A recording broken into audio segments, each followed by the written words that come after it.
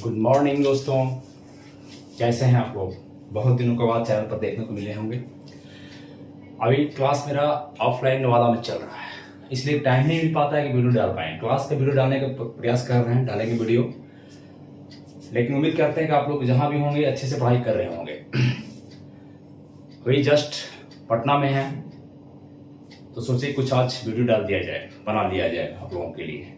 तो देखते हैं पॉलिटी का एक सेक्शन देखते हैं जहां पर छोड़े थे आपको पॉलिटी। आप देखिएगा पॉलिटी का चैनल वीडियो, तो हम बताए थे लास्ट वीडियो मेरा जो होगा संघ की कार्यपालिका, विधायिका और न्यायपालिका। संघ सरकार का 3 अंग है, कार्यपालिका, विधायिका और न्यायपालिका। कार्यपालिका एग्जीक्यूटिव, विधायिका लेजिस्लेटिव और जुडिशरी 3। तो कार्यपालिका में आपको कौन कौन आते हैं। कार्यपालिका काम क्या करती है बताया था उसमें।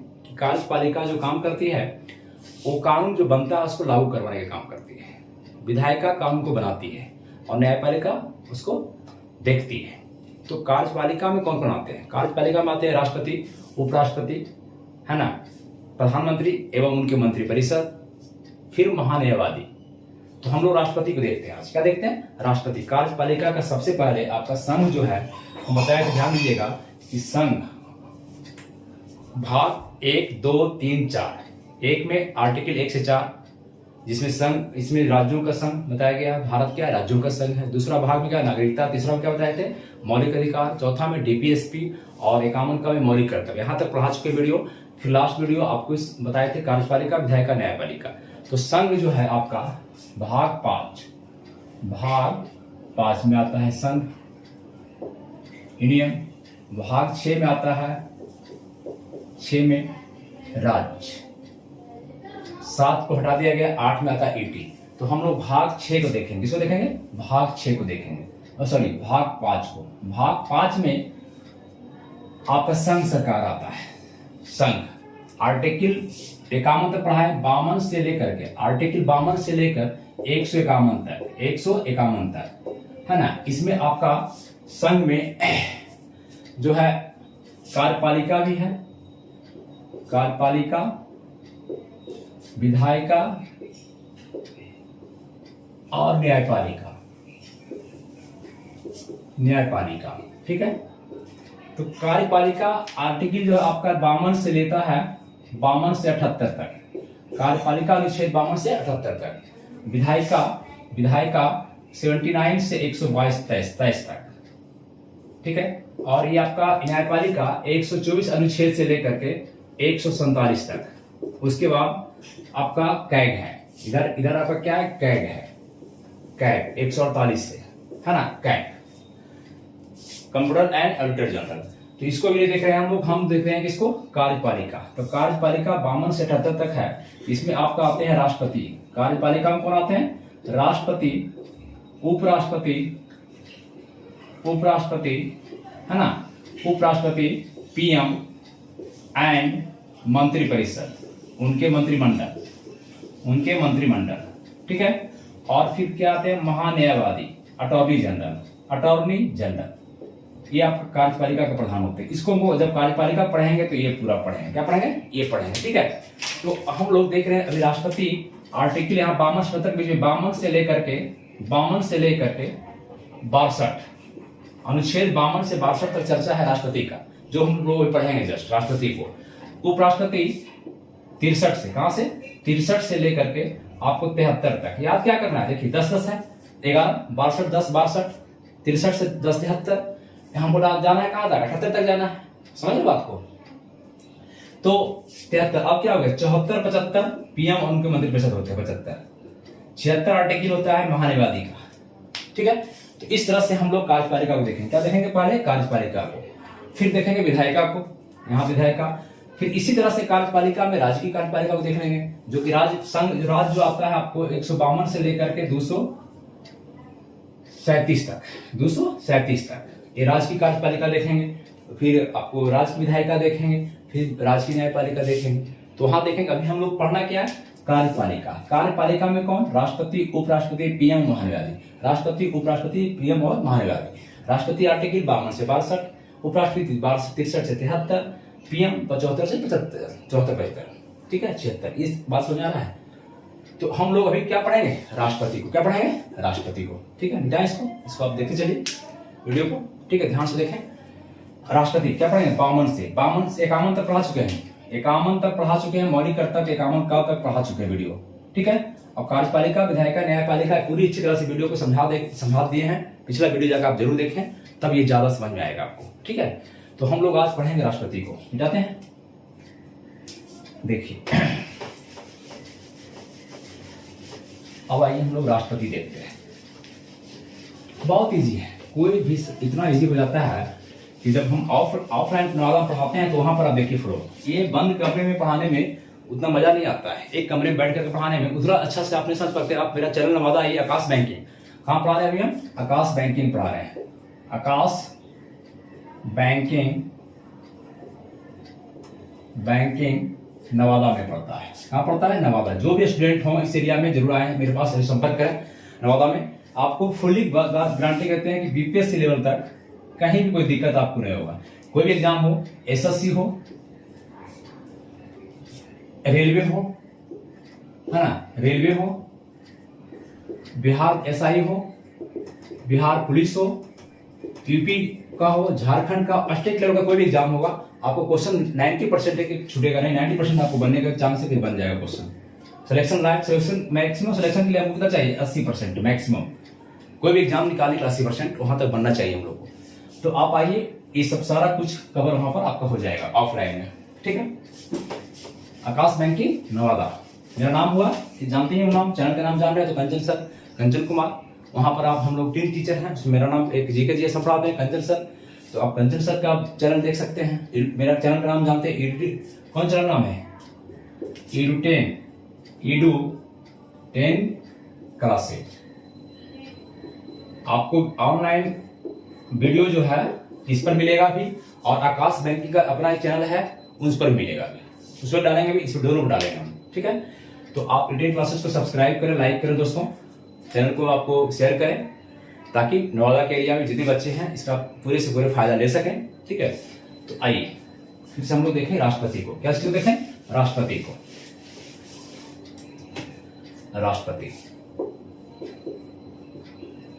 राष्ट्रपति प्रेसिडेंट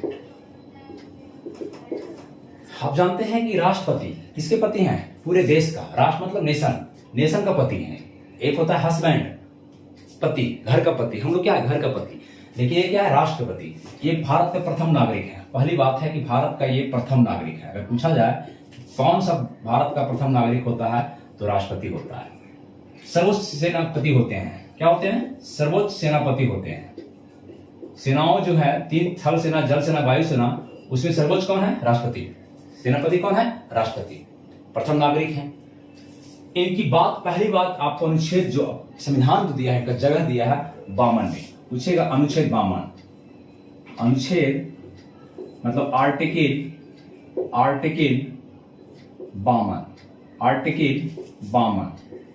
52 में क्या है, तो राष्ट्रपति का पद है। कहा गया है संविधान में, संविधान निर्माताओं ने बताया कि राष्ट्रपति का पद, एक राष्ट्रपति का पद होगा। क्या होगा, राष्ट्रपति का पद होगा, जो कि अनुच्छेद 52 में राष्ट्रपति का पद का चर्चा किया गया है कि भारत में एक राष्ट्रपति होना चाहिए, पूरे देश का मालिक होना चाहिए, सर्वोच्च होना चाहिए। राष्ट्रपति का पद जो है ब्रिटेन से लिया गया है, ब्रिटेन के संविधान से। ब्रिटेन की महारानी जो है उसी टाइप का वैल्यू है इसका। दूसरी बात है अनुच्छेद, अब देखिए 53, अनुच्छेद 53, इसमें कहा गया है कि कार्यपालिका, हम लोग क्या पढ़ रहे हैं, कार्यपालिका एग्जीक्यूटिव, कार्यपालिका का प्रधान राष्ट्रपति होते हैं। इसमें कहा गया कि कार्यपालिका जो भी देख रहे थे हम लोग, कार्यपालिका मतलब एग्जीक्यूटिव,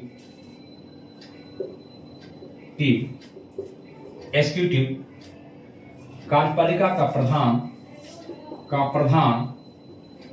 राष्ट्रपति होते हैं।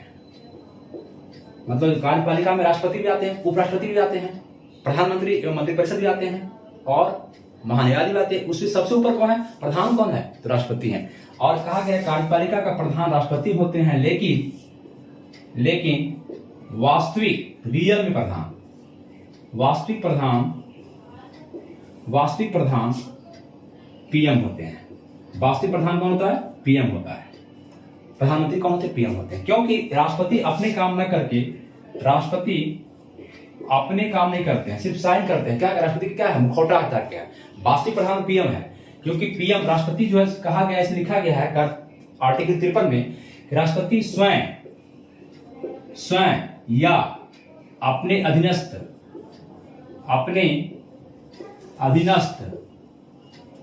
अधिकारी से काम करवाते हैं। स्वयं क्वेश्चन करता है, स्वयं या अपने अधीनस्थ, स्वयं या अपने अधीनस्थ अधिकारी से। तो अधीनस्थ कौन है इसके नीचे कौन है? उपराष्ट्रपति। इसके नीचे कौन है? पीएम। इसके नीचे कौन है? मंत्रिपरिषद। इसके नीचे कौन है? महानिवादी। तो इन लोग अधिकारी से और नीचे जो अधिकारी होते हैं उनसे काम करवाते हैं। आर्टिकल 52 में क्या है? राष्ट्रपति का एक पद होगा। 53 क्या कहता है? कार्यपालिका प्रधान राष्ट्रपति होते हैं, माने मुखौटा प्रधान, सिर्फ साइन करने के लिए बैठे हुए हैं। वास्तविक प्रधान नहीं, वास्तविक प्रधान में पूछेगा तो आपको प्रधानमंत्री होते हैं। और कहा गया है कि राष्ट्रपति, आर्टिकल 53 में लिखा गया, राष्ट्रपति स्वयं या अपने अधीनस्थ अधिकारियों के द्वारा उनके माध्यम से काम करवाते हैं। 52 53 समझ में आया? ठीक है, 52 और 53। चलिए अब देखिए हम लोग 54। आर्टिकल 52 53 हो गया, लिख लीजिएगा, इसको नोट कीजिएगा, जो भी चैनल पे है नोट कीजिएगा 53। अब आइए 54 देखते हैं हम लोग। क्या देखते हैं? आर्टिकल 54। एक आर्टिकल को ध्यान से देखा जाए। आर्टिकल 54 अनुच्छेद 54, इसमें है कि राष्ट्रपति का एक निर्वाचक मंडल होगा। राष्ट्रपति का एक निर्वाचक मंडल, राष्ट्रपति का निर्वाचक मंडल, राष्ट्रपति का एक निर्वाचक मंडल। बात समझे? राष्ट्रपति का एक निर्वाचक मंडल मतलब कि निर्वाचन कौन करेगा? मैंने इसको कह सकते हैं इलेक्टोरल कॉलेज कहा जाता है। कॉलेज है इलेक्टोरल कॉलेज। निर्वाचन मंडल में कौन कौन शामिल होते हैं? राष्ट्रपति के निर्वाचक मंडल में कौन कौन शामिल होते हैं ये देखना आपको, कौन कौन भाग लेते हैं। तो आप ध्यान दीजिएगा, एक लोकसभा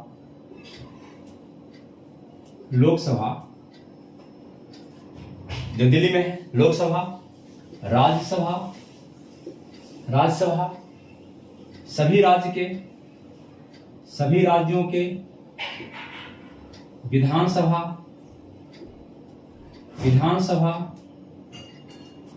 लोकसभा, राज्यसभा, सभी राज्यों की विधानसभा एवं दिल्ली,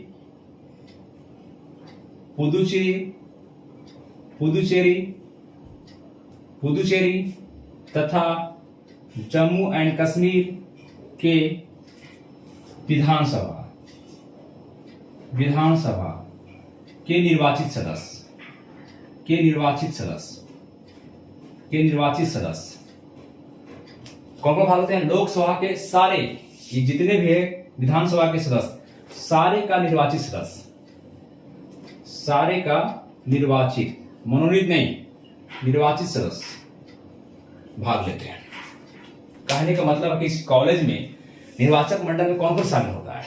तो एक लोकसभा के सभी निर्वाचित सदस्य, निर्वाचित, मनोनीत नहीं। इसमें एंग्लो इंडियन तो हो गया, अब तो खत्म कर दिया एंग्लो इंडियन को। राज्यसभा में 12 हैं, वो सब नहीं। राज्यों में भी आपको एंग्लो इंडियन है, वो सब नहीं। सिर्फ जो निर्वाचन से गया है, तो लोकसभा, राज्यसभा, सभी राज्यों के विधानसभा, सभी राज्यों के जितना 28 राज्य है, सभी के विधानसभा के निर्वाचित सदस्य तथा दिल्ली, पुदुचेरी, जम्मू कश्मीर, यहाँ विधानसभा है। और संघ शासित प्रदेश यूटी कितना है? 8। संघ शासित प्रदेश 8 है, तो 8 में नहीं, 8 में तो 5 में विधानसभा है ही नहीं। जहां जहां विधानसभा है, दिल्ली, पुदुचेरी और जम्मू कश्मीर विधानसभा है, तो इसके निर्वाचित सदस्य, बात समझे? लोकसभा, राज्यसभा, सभी राज्यों की विधानसभा तथा दिल्ली, पुदुचेरी एवं जम्मू कश्मीर के निर्वाचित सदस्य भाग लेते हैं। निर्वाचित, मनोनीत नहीं, निर्वाचित सदस्य भाग लेते हैं। ध्यान दीजिएगा, ये पहले नहीं था दिल्ली, पुदुचेरी, ये जोड़ा गया 17वां संविधान संशोधन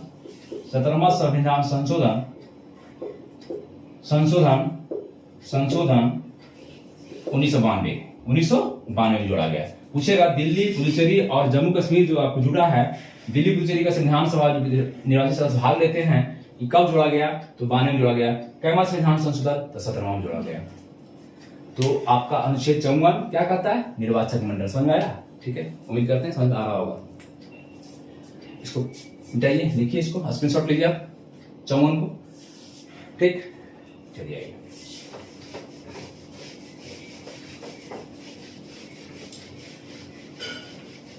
अब देखिए अनुच्छेद 55, अनुच्छेद 55, अनुच्छेद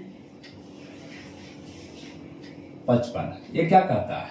55 कहता है वो था निर्वाचक मंडल, लेकिन ये क्या कहता है कि राष्ट्रपति का निर्वाचन की रीति क्या है? राष्ट्रपति के निर्वाचन का रीति रिवाज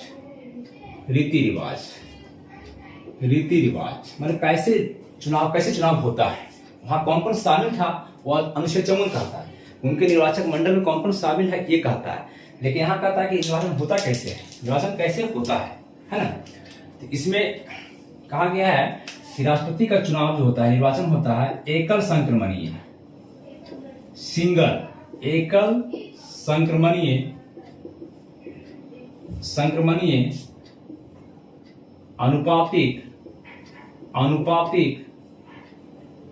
अनुपातिक गुप्त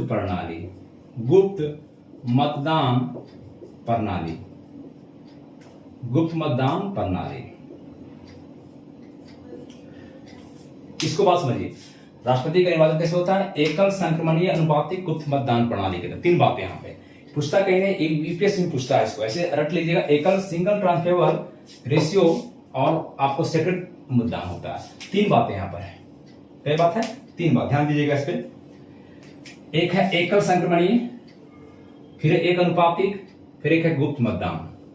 तीन बातें। एकल संक्रमण पहले समझिए आप, एकल संक्रमण है क्या? एकल मतलब एक होता है एक आदमी संक्रमित कर दे किसी को। एक आदमी अगर है उसको संक्रमित कर रहा है, मतलब हम अगर मान लीजिए हमको कोरोना हो गया और हम 10 लोगों को संक्रमित कर रहे हैं, तो क्या होगा? एकल संक्रमण माने फैलाना, रोग को फैला रहे हैं, एक आदमी रोग को फैला रहा है। तो यहाँ भी होता है कि एक आदमी, मान लीजिए अगर किसी को ले लीजिए, मोहन नाम का लड़का है, एक मोहन नाम का लड़का है, मोहन, चाहे हम ही है, कंचन सरी है, हमको अब आया है राष्ट्रपति का चुनाव हो रहा है, हम मतलब संसद है, हम क्या टीचर नहीं है, टीचर वोट नहीं दे सकता है, जब भी देगा तो लोकसभा का, राज्यसभा का, सभी राज्यों के विधानसभा का सदस्य देगा, एमएलए देगा या एमपी वोट देगा। इसमें हम तो लोग दे नहीं सकते हैं, डायरेक्ट हम लोग वोट देते नहीं है, जनता वोट देता नहीं है, जनता का प्रतिनिधि वोट देता है, लेकिन चुनाव हुआ। तो मान लीजिए कंचन सर हम और एमपी हैं, चाहे हम एमएलए हैं चाहे एमपी हैं, है ना, हम एमएलए हैं चाहे एमपी हैं, अब हमको वोट देना है, चाहे मोहन हो चाहे कंचन सर हो, एक आदमी हम एक आदमी को भी लीजिए, मान लीजिए हम ही लिए कंचन सर को, हमको वोट देना है। 5 गो राष्ट्रपति में खड़ा है, 3 गो 4 गो 4 गो खड़ा है, क्या खड़ा है? 4 गो खड़ा है।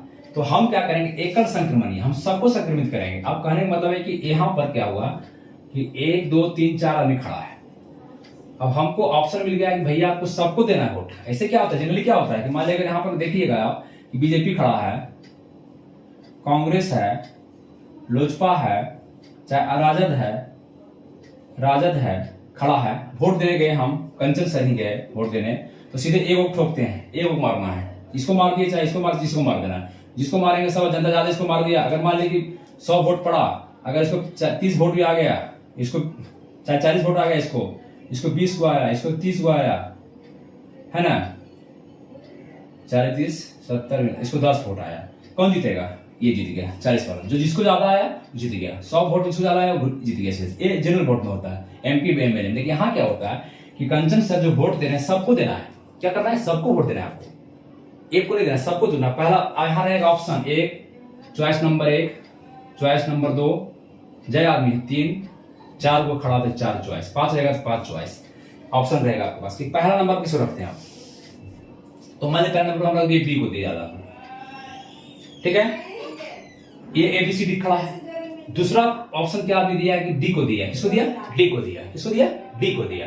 तीसरा व्यक्ति अगर कह दिया कि हम ए को दे रहे हैं, किसको दे रहे हैं? ए को। चौथा अगर कह दिया कि इसको दे रहे हैं, तो ये हुआ कि एक आदमी कंचन से चारों को वोट दिए हैं, एकल संक्रमणीय।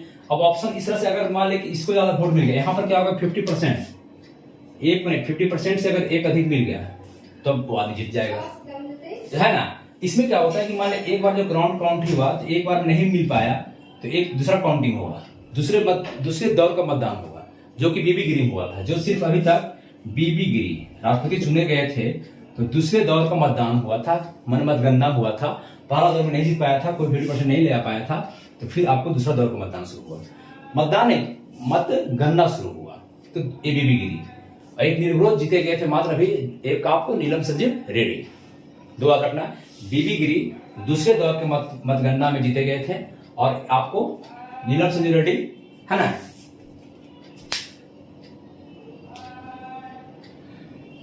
नीलम संजीव रेड्डी, ठीक है। तो ये हो गया एकल संक्रमणीय, इसको समझ गए, ये एकल संक्रमणीय बात हुआ, एकल संक्रमणीय। एक आदमी आपको ऑप्शन दे सकता है, वोट दे सकता है। अब आइए इस बात को पूरा समझिए। पहले लोग समझते हैं नहीं, एकल संक्रमणीय करते हैं। अनुपातिक क्या है, व्हाट इज अनुपातिक? रेशियो समझते हैं, रेशियो अनुपात। अगर हम कह दें 1:1, मतलब क्या हुआ? इसका मतलब हुआ 1 बराबर 1, ये हुआ ना रेशियो। 1:1 रेशियो का मतलब हुआ अनुपात, का मतलब हुआ अनुपातिक। तो यहां पर क्या होता है कि कहा गया कि पूरे देश में जो एमएलए है, टोटल एमएलए बराबर टोटल एमपी, लगभग किया गया बराबर होना चाहिए। जितने देश में है 28 राज्यों में प्लस दिल्ली, पुदुचेरी, जम्मू कश्मीर, जितने विधायक हैं, मतलब विधायक क्या MLA, member of legislative assembly, member of legislative विधायक हो गए। टोटल विधायक बराबर एमपी मतलब क्या होता है, मेंबर ऑफ पार्लियामेंट, सांसद। विधायक, जितना विधायक का टोटल मत होता है पूरे देश में, वो बराबर होना चाहिए। इसका अनुपातिक क्या होना चाहिए, इसका 1:1 होना चाहिए, लगभग 1:1 होना चाहिए। तो इसीलिए ये आपका 2140 लगभग है, 2140 एमएलए का पूरा मत, पूरा लोग पूरा देश में। ये आपका है 776। तो कहीं सर कैसे निकालेंगे? तो पहले देखिए, किसी भी राज्य का निकालिए। मान लीजिए बिहार का ही आपको निकालना होगा, बिहार का एक एमएलए, बिहार में कितने एमएलए हैं, कितने विधायक में हैं? 243। कितने हैं? 243 है ना, 243 या 243। तो उसमें एक एमएलए का मत निकालिए, मत वैल्यू बराबर क्या होगा? एक एमएलए सिर्फ एक। यहां टोटल कितने हैं? 243। तो यहां होता है कि राज्यों की कुल जनसंख्या, जितना जनसंख्या है, कुल जनसंख्या कब से होना चाहिए? ये करंट जनसंख्या नहीं गिनता, 1971 का ही गिन रहा है। 1971 से 26 तक यही रहेगा, 2026 तक यही रहेगा, चेंज करेगा 26 में। तो राज्यों की कुल जनसंख्या में अगर हम टोटल इसका भाग दें, एमएलए का, कुल विधायक का, एमएलए का, तो निकल जाएगा एक का मत, एक एमएलए का। पूरे राज्य की जनसंख्या, बिहार के पूरे राज्य की जनसंख्या, कुल जनसंख्या 1971 क्वेश्चन करता है, 1971 के बराबर बटा कुल एमएलए। तो राज्यों की कुल जनसंख्या इतना रहेगा, है ना, उसमें भाग दीजिए, कुल एमएलए का भाग दीजिएगा, तो उसका मतगणना निकल जाएगा। मान लीजिए जितना रहे राज्य की कुल जनसंख्या, उसमें मान लिया अगर 1971 में 2 करोड़ रुपया, 2 करोड़ होगा, लेकिन यहाँ पर बहुत ज्यादा हो जाएगा, इसलिए कर दिया जाता है। फिर से लिखिए आप, इधर लिख लीजिएगा, इसको उतार लीजिए, पहले आप उतार लिए, यानी बताते हैं अनुपातिक क्या होता है, देख लीजिए पहले आप। एक एमएलए का मत बराबर राज्यों की कुल जनसंख्या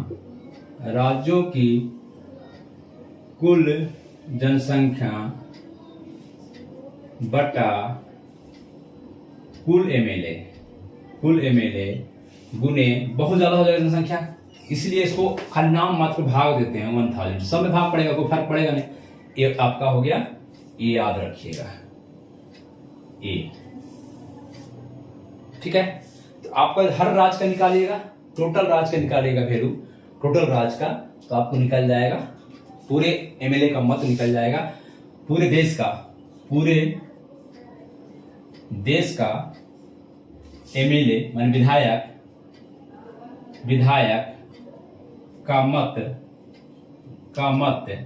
बराबर 549,495, ये पूरा निकलेगा 5,49,000 इतना आपका निकल जाता है।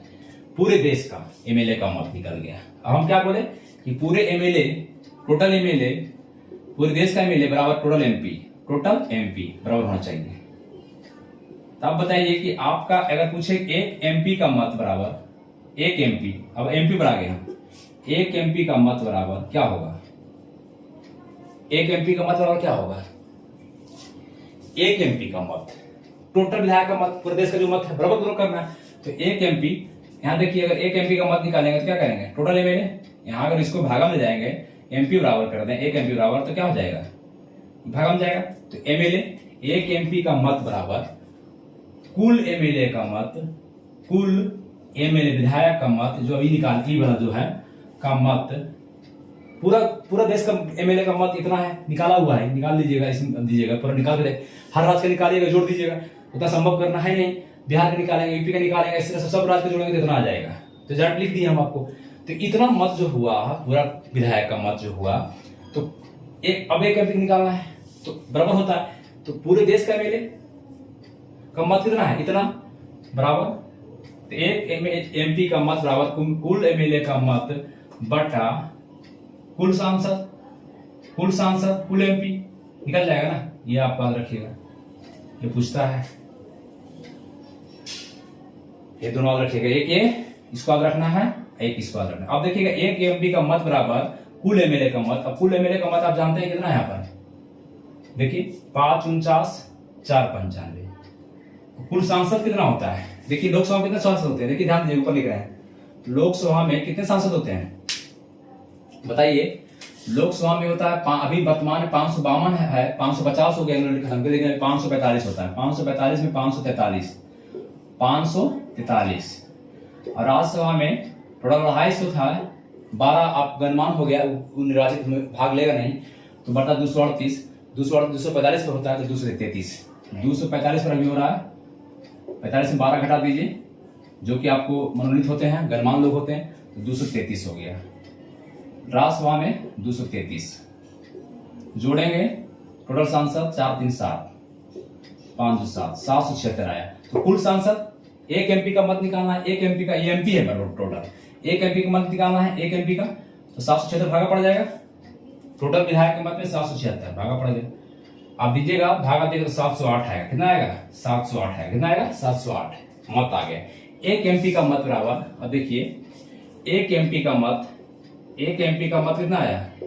708 आया। वही बात हो गया, एक एमपी मत निकाले 708 आया। अब कुल एमपी कितना है? 776। तो कुल एमपी का मत बराबर क्या हो जाएगा? 708 एक गो का है। अब कुल कितना है? 776 गुने 776 कीजिए, सॉरी 776 बराबर हो जाएगा ये 549 408, इतना आ जाएगा। तो लगभग बराबर हुआ। देखिए तो टोटल एमपी का मत बराबर टोटल विधायक का मत बराबर हो गया कि नहीं? 549 भी 495, 549 भी 495 दोनों आ गए। इसलिए कहते हैं कि एमएलए का टोटल एमएलए का मत बराबर टोटल एमपी का मत। ई हो गया आपको अनुपातिक, ई हो गया अनुपातिक, लगभग बराबर दोनों कर, लगभग आपका 11 लाख आ जाएगा। 549 है, 5,49,000 और 5,49,000 दोनों जोड़ेंगे तो 11 लाख। यही 11 लाख जो आपका है, कुल मत कितना हो गया? 11 लाख। कुल कितना हो गया? 11 लाख। अब 11 लाख में कुल कोटा कहा जाता है। जीतेगा कौन? कौन जीतेगा? जीतने का कौन करेगा? कोटा बराबर जिसको आ जाएगा कुल मत बटा 2 + 1, ये हो गया कोटा। कुल मत कितना मेरा? 5 लाख, 5.5 लाख, 5.5 लाख, 11 लाख। उसको आधा से जो इसको याद आएगा, इसी कह सकते हैं 50% + 1 इसको मिल जाएगा, वही जीतेगा राष्ट्रपति में। और मत कैसा होना चाहिए? गुप्त होना चाहिए। कैसा मत होना चाहिए? गुप्त होना चाहिए, प्रत्यक्ष नहीं, अप्रत्यक्ष गुप्त होना चाहिए मत। तो ये हो गया राष्ट्रपति के निर्वाचन की रीति रिवाज। एकल संक्रमणीय, समझ गए? एक आदमी सबको संक्रमित करता है। अनुपातिक क्या है? टोटल एमएलए का मत बराबर टोटल एमपी का मत, टोटल देश के एमएलए का मत बराबर एमपी का मत हो गया। एमएलए का मत हम लोग देख लिए 5,49,000, इसका भी आया बराबर हो गया, लगभग दोनों बराबर है, 6 अंतर है, इसलिए अनुपातिक हो गया, 1:1 हो गया। और गुप्त मतदान प्रणाली ये हो गया आपका 55, अनुच्छेद 55, याद रखिएगा 55। 52 में राष्ट्रपति का पद, फिर से रिपीट कीजिए, 52 में राष्ट्रपति का पद, 53 में कार्यपालिका का प्रधान राष्ट्रपति होते हैं, वास्तविक प्रधान पीएम होते हैं, और पीएम राष्ट्रपति अपने अधीनस्थ स्वयं या अधीनस्थ के द्वारा काम लेते हैं। 54 में राष्ट्रपति का निर्वाचन मंडल, जिसमें लोकसभा, राज्यसभा, सभी राज्यों की विधानसभा एवं 17वां संविधान संशोधन 92 के द्वारा दिल्ली, पुदुचेरी और अभी फिलहाल में जम्मू कश्मीर बना है, उसका विधानसभा के से निर्वाचित सदस्य भाग लेते हैं 54। 55 कहता है राष्ट्रपति के निर्वाचक मंडल, राष्ट्रपति के निर्वाचन की रीति रिवाज, जो कि एकल संक्रमणीय अनुपातिक मत प्रणाली होती है। एकल संक्रमणीय क्या है समझाया अभी आपको, अनुपातिक मत प्रणाली क्या है, टोटल देश का एमएलए बराबर टोटल एमपी, निकाल के दिखा दीजिए आपको क्या होता है कैसे। 55 हो गया, आपको खत्म हो गया 55। फिर 56, 57, 58 नेक्स्ट वीडियो में बोलते हैं, बताते हैं राष्ट्रपति। थैंक यू दोस्तों, थैंक यू दोस्तों। चैनल को लाइक सब्सक्राइब करें, पसीना का रंग लाने के लिए आप चैनल को बढ़ाएं। Thank you.